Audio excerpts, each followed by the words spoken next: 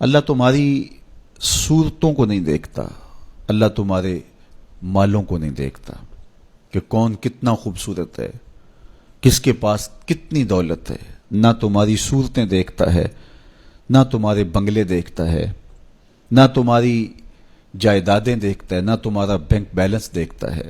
اسے تمہاری صورتوں سے غرض نہیں ہے، اسے تمہارے اموال سے سروکار نہیں ہے۔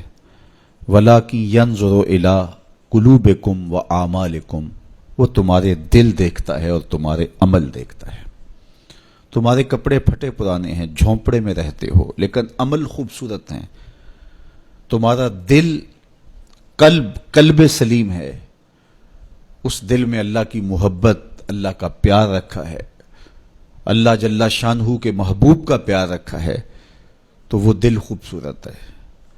تو تمہارے لباس پھٹے پرانے کیوں نہ ہوں، تمہارے رہنے کی جگہ انتہائی ناآسودہ کیوں نہ ہو، لیکن تمہارا دل اچھا ہے، تمہارے عمل اچھے ہیں، تو تمہارے رب کو یہ پسند ہے۔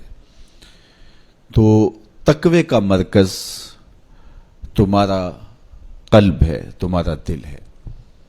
تو دل کی پاکیزگی، دل کی صفائی، دل کی ستھرائی، یہ اللہ جل شانہ کو محبوب ہے۔ ہم عمومی طور پہ اپنے ظاہر کو سنوارنے میں لگے رہتے ہیں اور باطن ہمارا میلا کچیلا ہی رہتا ہے۔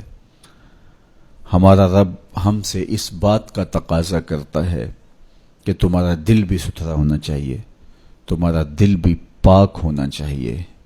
باہو علیہ رحمہ فرماتے ہیں کہ دل کالے نالوں منہ کالا چنگا، جے کوئی یہ رمز پچھانے ہو۔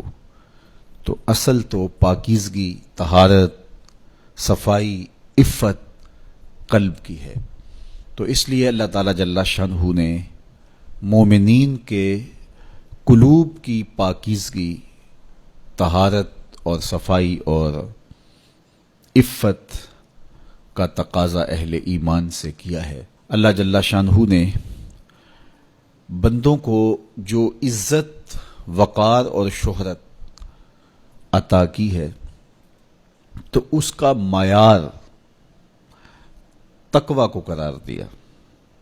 کون کتنا معزز ہے، یہ اس کی دولت سے نہیں ناپا جا سکتا، اس کے قبیلے اور اس کے خاندان سے نہیں جانچا جا سکتا، اس کے لباس سے آپ یہ اندازہ نہیں کر سکتے کہ یہ معزز شخص ہے۔ کسی شخص کا کسی قوم سے تعلق ہے، وہ اس کی عزت کا ظرف نہیں ہے۔ ان اکرمکم عند اللہ اتقاکم، تم میں سے معزز وہ ہے جو متقی ہے، جو پرہیزگار ہے۔ دیکھیے ابو لہب قریشی النسب تھا، لیکن خوبصورت ہونے کے باوجود، عالی مرتبت نسب رکھنے کے باوجود آج بھی اس پر لعنتیں برس رہی ہیں۔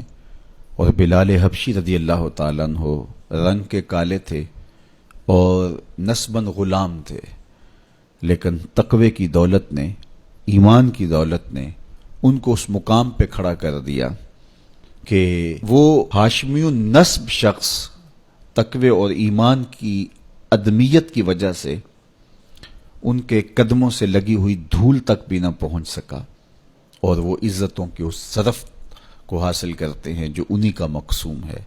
تو اسلام نے شرف کا معیار، عزت کا معیار تقوی قرار دیا ہے۔ تو اس لیے ہمیں تقوی کو حاصل